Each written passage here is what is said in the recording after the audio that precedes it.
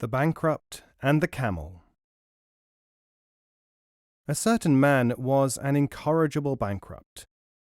Because he went about gaining credit from people who did not realize that his credit was not good, the magistrate of his town ordered that he should be conveyed through all the streets, while his peculiarity and the danger of trusting him was proclaimed aloud. The camel of a Kurdish woodseller was taken away from him, upon which they mounted the bankrupt for the whole day, while the magistrate's decision was cried through the town. For the whole day the Kurd followed the procession, while the situation was called out in various languages for all to understand. When this had been done, and the bankrupt dismounted at length, the Kurd demanded from him some compensation for the use of the camel. "What have you been doing all day?" asked the bankrupt, "if you have not been listening to what everyone has said, that I never pay for anything which I have used?" The Thirsty Man and the Water. A thirsty man came to the side of a stream. He could not reach the water, for there was a wall which he could not negotiate.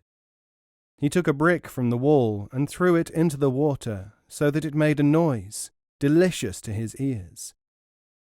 He continued to do this, brick after brick, until people asked him why. He said, "There are two reasons.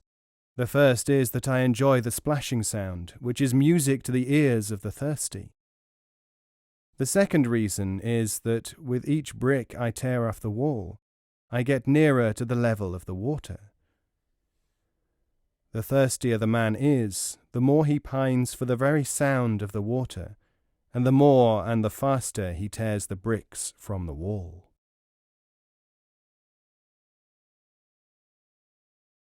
The insane behavior of Dunnun. Dunnun was behaving in what was considered by ordinary people to be such an insane manner that he was taken to an institution for the mad. Some of his friends went to the madhouse to find out how he was. They thought that he might have been behaving as he did for deliberate reasons, so that people could learn from him. When he saw them, he shouted out at them, asking them who they were and threatening them. They explained that they were his friends, and that they had come to enquire as to his welfare, and to show that they did not believe that he was really mad. Dunnun threw sticks and stones at them, and they hurried away from his madness as they took it to be. Then Dunnun laughed and explained, "They think that they understand that I am only playing the part of a madman, but when they see me doing it, they imagine that I am mad." The Sage and the Man Asleep. A certain man was lying asleep in the open when a dangerous reptile started to enter his mouth. A sage mounted on a horse saw this happening. He tried to prevent the creature from being swallowed, but he was just too late. He therefore hit the sleeper a mighty blow to awaken him.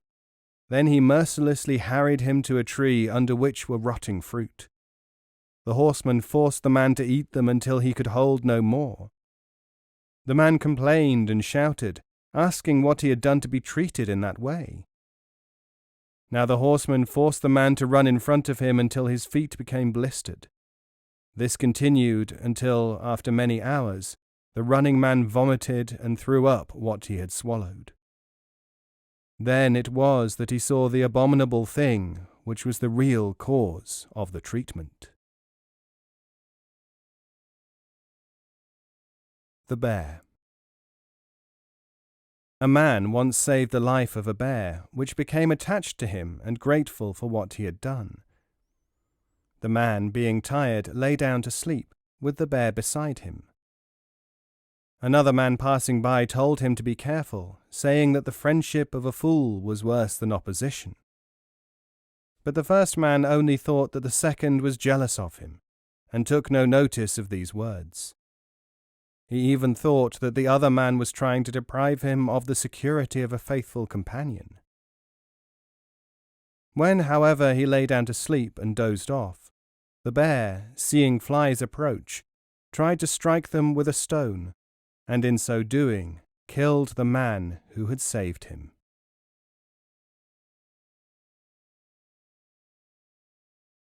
The Gardener and the Three Men. A gardener saw 3 men on his land who should not have been there. They were miscreants, a lawyer, a pretended sharif, descendant of Muhammad, and a bogus Sufi. The gardener realized that while these men were united, he would not be able to deal with them. They were too strong. So he resolved to cause division among them so that he could separate them. He addressed the Sufi, telling him to go to the house to bring a rug for them to sit upon. The supposed Sufi went off, and the gardener said to the remaining 2, "One of you is a legist, the other a sharif. Through the pronouncements of the one of you we are able to eat, and through your learning we can take wing. The other is our prince, a sovereign, a prince, Syed, of the house of the Prophet. But who is the greedy, foul Sufi to be a companion of such important men as you? Oppose him. When he returns, send him away, then remain in my garden for a week." They sent the Sufi away, and the gardener followed him and struck him with a stick, saying, "Does Sufihood entitle you to enter my garden?" The Sufi said to his friends, "Take care now, for although you thought badly of me, I am not as bad as this man." Now that he had dealt with the Sufi, the gardener turned to the Sharif and said, "Your Highness, there is food in my house. Go there and ask for it." When the Sharif had gone, he spoke to the lawyer. The gardener told him that he surely realized that the Sharif was a fraud. What he said was a reflection of his own mind, and not true of the descendants of the Prophet. But the lawyer listened to him. So the gardener was able to approach the Sharif and abuse him, accusing him of theft, asking him what license the Prophet had left for his descendants to rob. The Sharif said, "If I am not a Sharif, I am not as bad as you are, for you have surrendered me to this evil man." Now the gardener was alone with the lawyer. He said to him, "Is it your legal judgment that you can steal from me, you thief? What is your statutory authority?" The lawyer answered, "You are right, and you may beat me, for this is a correct payment for whoever abandons his friends."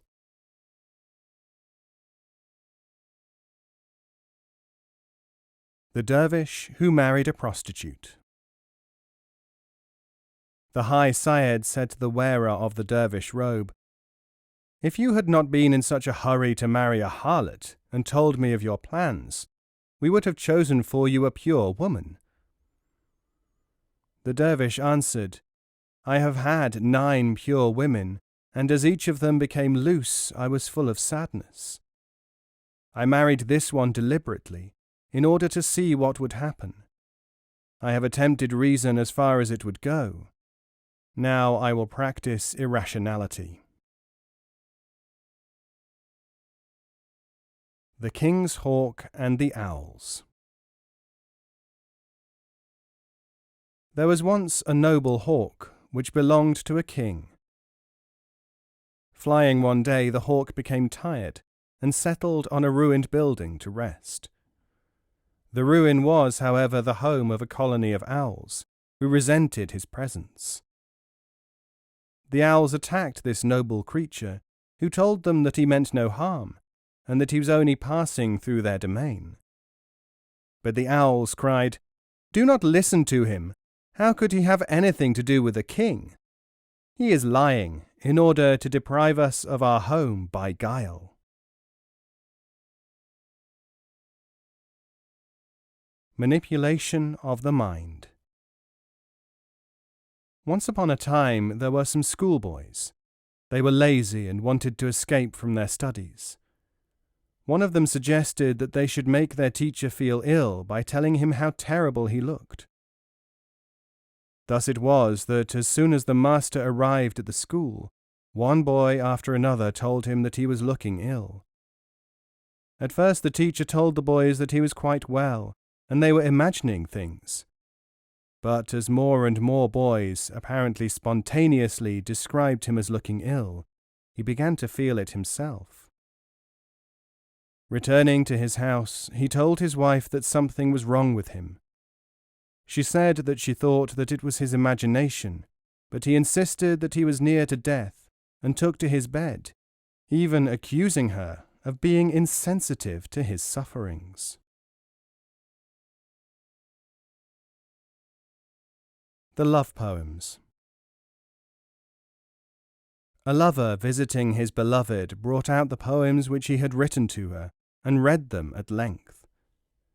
The verses dealt with what he thought of her and how he felt about her attraction and beauty. The lady said to him, "Here you are with me and able to perceive my qualities directly, but you insist upon expressing emotions which represent yourself, not me. I am not your object. It is you who are the object of your own affections. It is you who stand between yourself and me."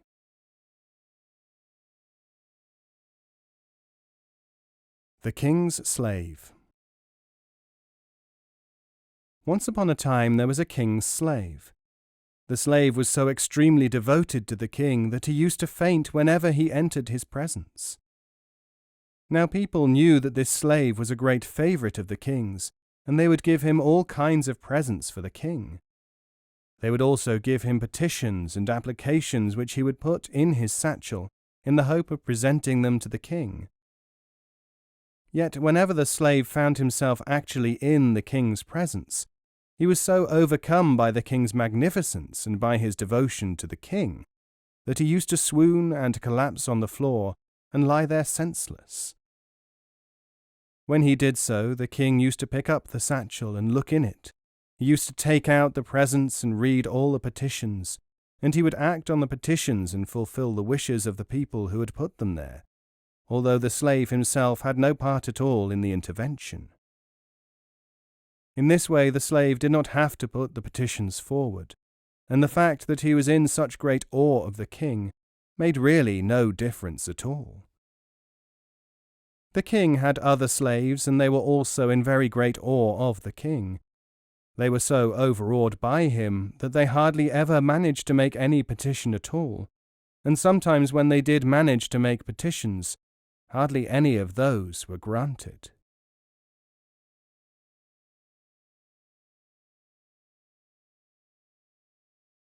The Story of the Learned Teacher. Once upon a time there was a teacher who knew many things, and he was a very poor man, and even in the coldest weather he only wore a thin shirt. Now a bear had been carried down from the mountains in a river, and it was drifting down the river with only its head visible. The pupils of this scholar, knowing that their master didn't have a coat, and seeing only the fur on the bear's head, said to him, "Look, there's a fur coat in the river, and you do need a coat. Why don't you go and get it?" The teacher was very cold, and he plunged into the river and caught hold of the skin, and the bear caught hold of him, and there he was fighting in the middle of the water. The pupils shouted, "Leave it alone and come out," and the teacher called back to them, "I've left it, but it will not leave me."